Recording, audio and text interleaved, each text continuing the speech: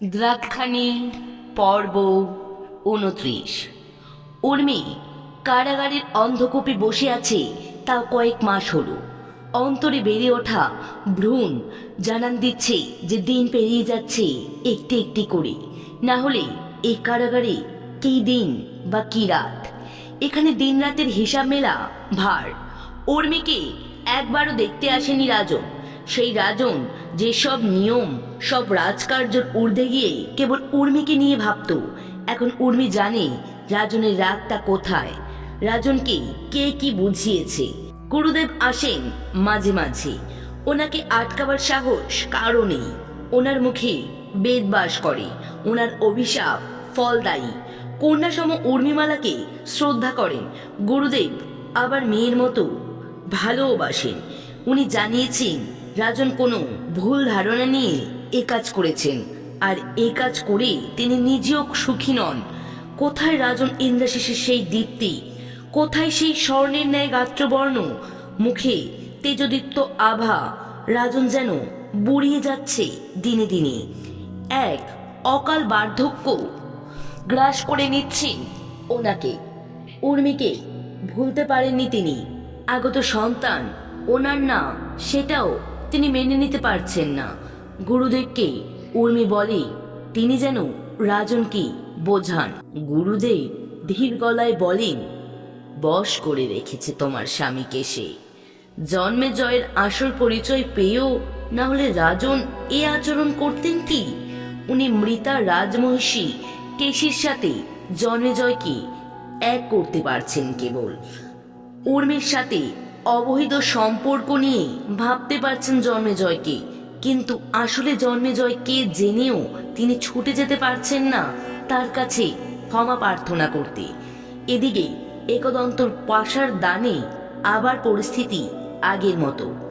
একদন্ত রাজন ইন্দ্রাশিসের সব থেকে বড় সুখবরকে এমনভাবে নিজের নোংরা রাজনীতি দিয়ে ঘেঁটে দিলেন, কার কি ক্ষতি হলো একদন্ত জানেন না, কিন্তু ওর পথ নিষ্কণ্টক হল। দেবীর দিব্য ঊর্জাকে অন্ধকার দিয়ে ঢাকার প্রচেষ্টায় আবারও একবার সফলতা লাভ করলেও একদন্ত। আর রাজন ইন্দ্রাশিস তার সমস্ত হিসাবই যেন ওলটপালট হয়ে গেল। রাজনকে একদন্ত বুঝিয়ে ফেলেছে উর্মি রাজকন্যা না, সে চাষির মেয়ে, নিচু ঘরের মেয়ে উর্মি। এরা স্বভাবতই তেজি, কর্মঠ ও সাহসী, তার সঙ্গে তীক্ষ্ণ বুদ্ধির দ্রবণ। কিন্তু সে এভাবে রাজনকে ঠকালো কখনো সেটা ভাবতে পারেন না রাজন, আর ভাবার অবকাশও নেই। কারণ উর্মিকে কারাগারে পাঠানো স্তক রাজন দ্রবীভূত হয়ে আছেন সুরা ও নারী সঙ্গে। একদন্ত সময় সময় রাজনের সুরাতে মিশিয়ে দিচ্ছেন মারণ উচ্চাটনযুক্ত ভস্য। গুরুদেব অনেক বুঝিয়েও পারেননি রাজনকে আসল সত্য বোঝাতে। গুরুদেব শুধুমাত্র দেখা করেছেন উর্মির সাথে কারাগারে। উর্মিকে এই অবস্থায় দেখে পিতাসম গুরুদেবের চোখে জল এসেছে, আর দেবী দ্রাক্ষাণীর উদ্দেশ্যে প্রার্থনা করেছেন, মা এবার তুমি জাগো, জেগে ওঠো তুমি। আর না মা, এবার পাপের বিনাশ হোক তোমার হাতে। কঠিন পরিস্থিতি, রাজন যে আগত সন্তানের পিতা নয় এটা জনসম্মুখে ঢাক পিটিয়ে বলা লোকলজ্জার বিষয়। রাজ্যের সাধারণ মানুষ সেই রাজাকে কেন মানবে যে নিজের মহিষীর আব্রু রক্ষা করতে অক্ষম? একদন্ত নিধান দিল, রাজন যেমনটা চলছে চলুক, উর্মিমালা কারাগারে থাক বন্দি। তারপর কৌশিকে অমাবস্যায় এলে দেবীর চরণে পূর্ণ গর্ভে যখন রাজমহিষী বলি যাবে, তখন নারকীয় উল্লাসে ফেটে পড়া জনগণ একবারও ভাববে না বলি যারা মহিষীর সাথে যে অনাগত শিশু মরল সে আসলে কার সন্তান। তখন ওই দুশ্চরিত্রা উর্মি স্কন্দ কাটা দেহটা নিয়ে চাড়ালদের উল্লাস দেখবে জনতা।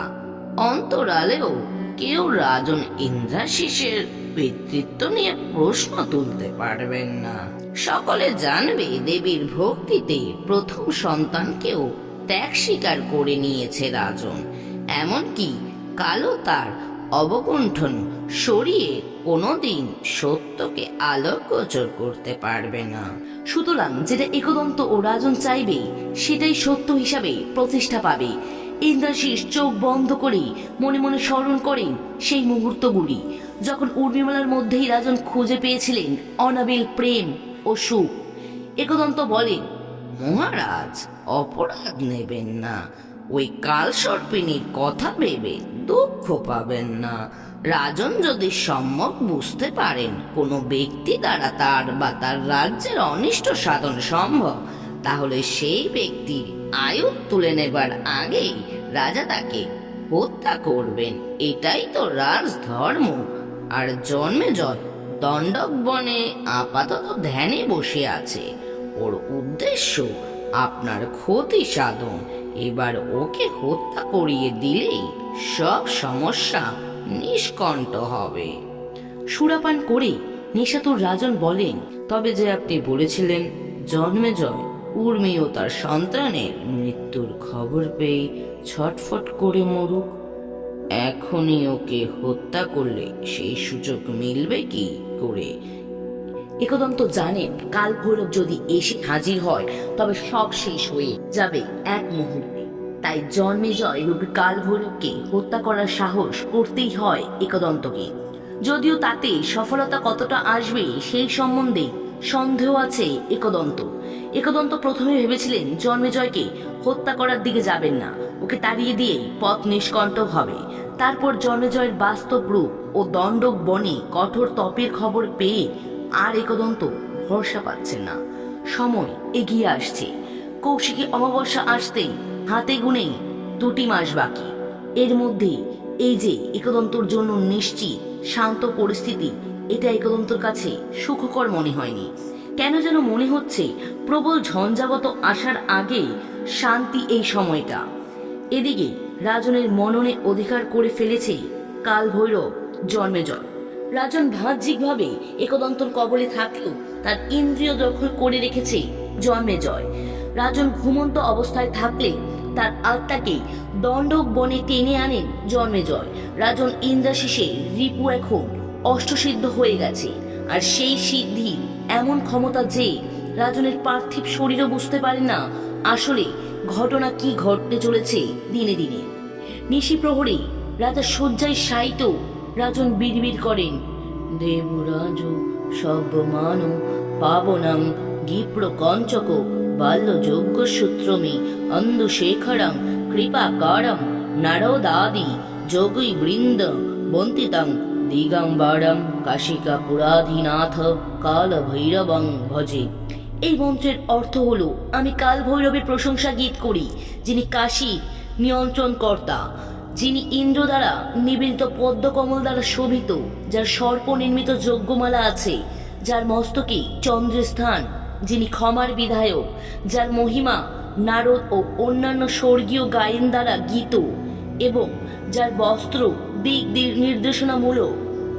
ভানু কোঠি পাশ্বরং ভবাব্দি তারকং পর নীলকণ্ঠ স্মিত তার্জং ত্রিলোচনম কালো কালো মং বুজা খমখোষু লমখড়ং কাশিকা পুরাণাধি কালো ভৈরবং ভজে। এর মানে হলো, আমি কাল ভৈরবের প্রশংসা গীত করি, যিনি কাশীর নিয়ন্ত্রণ কর্তা, যিনি লক্ষ সূর্যের ন্যায় প্রভাময়, যিনি জন্মেজয়ের বন্ধময় সমুদ্র থেকে যিনি জন্মান্তরের বন্ধময় সমুদ্র থেকে মুক্তিদান করেন, যিনি সর্বশ্রেষ্ঠ, যিনি নীলকণ্ঠ, যিনি আমাদের অভিপ্রায় অনুদানকারী দান ও বর দেন, যিনি ত্রিনয়নধারী, যিনি অন্তিমকাল, যার নেত্র পদ্মের ন্যায়, যিনি অবিনশ্বর ত্রিশূলধারী, যিনি অমর। আমি সেই কাল ভৈরবের প্রশংসা গীত করি, যিনি কাশীর নিয়ন্ত্রণ কর্তা, যিনি বল্লম পাশ গদা ও দণ্ডধারী, যিনি সকল প্রারম্ভের কারণ, যার ভস্মময় শরীর, যিনি প্রথম দেবতা, যিনি অবিনাশী, যিনি সকল রোগ ব্যাধির ঊর্ধ্বে, যিনি অত্যন্ত ক্ষমতাশীল, যিনি বিধাতা, যার অসাধারণ তাণ্ডব নৃত্য অত্যন্ত প্রিয় আমার। আমি সেই কাল ভৈরবের প্রশংসা গীত করি, যিনি কাশী নিয়ন্ত্রণ কর্তা, যিনি কামনা ও মুক্তিদাতা, যার দৃষ্টিনন্দন স্বরূপ রয়েছে, যিনি তার ভক্তের নিকট আদরণীয়, যিনি স্থিতিশীল, যিনি বিভিন্ন রূপে প্রকাশমান, পৃথিবীতে যার সুন্দর উজ্জ্বল কোটিতে সুশ্রাব্য ছোট্ট ঘণ্টা রয়েছে, আমি সেই কাল ভৈরবের প্রশংসা গীত করি, যিনি কাশীর নিয়ন্ত্রণকর্তা, যিনি ন্যায়ের প্রতিপালক, যিনি অন্যায়ের বিনাশকারী, যিনি আমাদের পূর্বজন্মের পাপের বন্ধন থেকে মুক্তি দেয়, যিনি বীরা দান করেন, যিনি উজ্জ্বল দীপ্তিশীল, যার সমস্ত শরীর স্বর্ণ উজ্জ্বল রঙের সর্পের দ্বারা মৃত। আমি সেই কাল ভৈরবের প্রশংসা গীত করি, যিনি কাশীর নিয়ন্ত্রণকর্তা, যার পায়ের পাদুকা স্বর্ণ নির্মিত, যা অত্যুজ্জ্বল দীপ্তির অধিকারী। তিনিই শাশ্বত, তিনিই অদ্বিতীয়, তিনি সকল কামনার ঊর্ধ্বে থেকে আমাদের ইচ্ছা অনুযায়ী বরদান দেন। তিনি মৃত্যু ভয় চূর্ণকারী, যার দন্ত কাপাটিকা আমাদের আত্মার মুক্তির বিধান করে।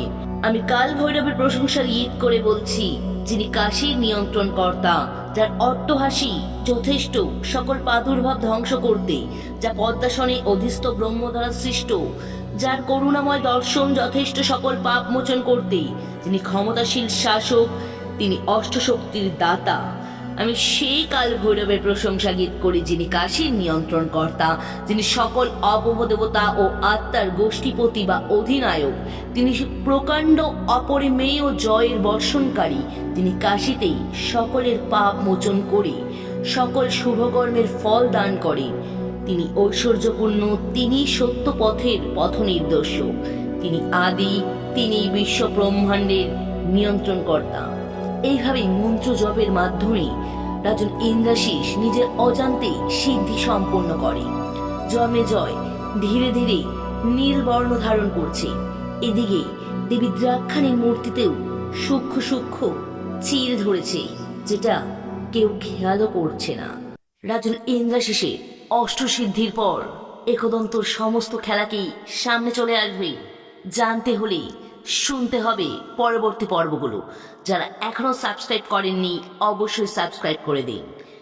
গল্প পাঠ কেমন লাগলো কমেন্টে জানান। শুভরাত্রি।